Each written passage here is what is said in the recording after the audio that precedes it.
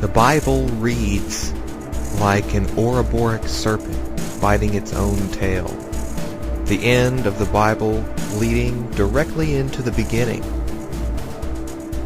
But the story we are given today is not the story our ancestors intended to preserve for us.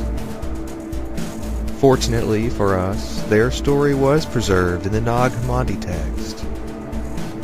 These Gnostic books were voted on and edited out of the divinely inspired Word of God.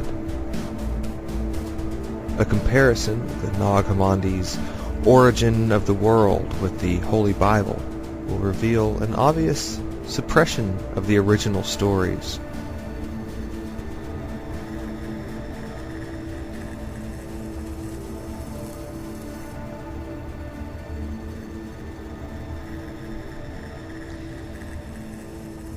Just prior to sunrise, on the eastern horizon, on Christmas morning, you will find Virgo stepping on the head of serpents. The morning sun will rise just below Virgo on this particular morning, as though she were giving birth to it. This is the mythological birth of the sun god, born of the Virgin. This symbol is probably familiar to a lot of people. This is the Our Lady of Guadalupe. Yet this art is painted by a famous alchemist named Nicholas Flamel. But if you notice the characteristics of this deity, she is pregnant, she is standing on a crescent moon, she has a crown of stars on her head, and she's standing before a great light. She is being pursued by a leviathan-like serpent with 7 heads, and it is sweeping the stars out of the sky with its tail.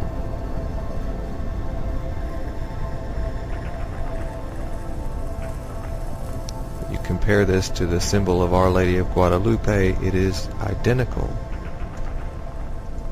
In the Bible, the story of the woman and the dragon is found in Revelation 12, where it reads, "A great and wondrous sign appeared in heaven.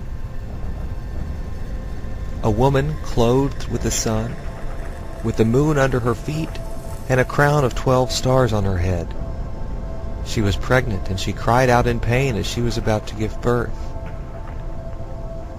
Then another sign appeared in heaven, an enormous red dragon with 7 heads and 10 horns and 7 crowns on his heads. His tail swept 1/3 of the stars out of the sky and flung them to the earth. The dragon stood in front of the woman who was about to give birth so that he might devour her child the moment it was born. She gave birth to a son, a male child who will rule all nations with an iron scepter." So this is the birth of the cosmic Christ. Who else would get snatched up to God and to his throne but the Son of God? After all, if God gave his only begotten Son, he must have had an only begotten Son to give. And this Son will rule all nations with an iron scepter.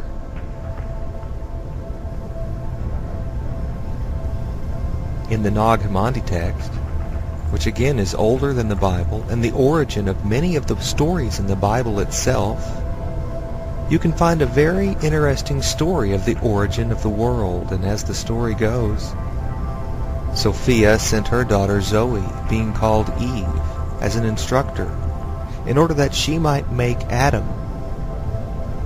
When Eve saw her male counterpart cast down, she had pity upon him, and she said, "Adam, become alive. Arise upon the earth." And then what happened? Immediately her word became accomplished fact, for Adam, having arisen, suddenly opened his eyes. And when he saw her, he said, "You shall be called the mother of the living, for it is you who have given me life." Then the authorities were informed that their modeled form was alive and had arisen, and they were greatly troubled. They sent 7 archangels to see what had happened. Then they came to Adam. When they saw Eve talking to him, they said to one another, What sort of thing is this luminous woman? For she resembles that likeness which appeared to us in the light. So what did they do to her? Now come, let us lay hold of her and cast our seed into her, so that when she becomes soiled, she may not be able to ascend into her light. Rather, those whom she bears will be under our charge. But let us not tell Adam, for he is not one of us. Rather, let us bring a deep sleep over him, and let us instruct him in his sleep to the effect that she came from his rib, in order that his wife may obey, and he may be lord over her. So the gods, or the authorities, or these landlords are forcing a patriarchal setting. I call them landlords, but there are also these 7 of them in the older texts. These 7 authorities tell Adam and Eve not to eat from the tree of knowledge. And in the newer versions of the Bible, these 7 landlords simply become the Lord in all capital letters. But they are by no means God or the great architect of the universe. They simply represent the governing body of the Garden of Eden. So this fruit from the tree of the knowledge of good and evil, did it contain poison? Is that what the Lord was warning them about? Eat this and you will die resembles something that is poisonous, but the biblical serpent assured Eve that she would not die.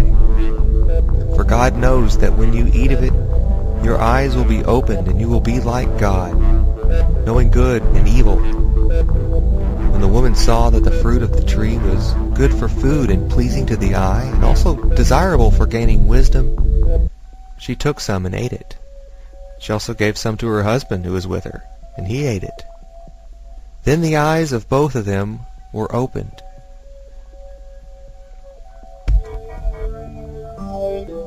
So even in the biblical version of the story, God lied to Adam and Eve by telling them that they would surely die in the day they ate this fruit, and they did not die.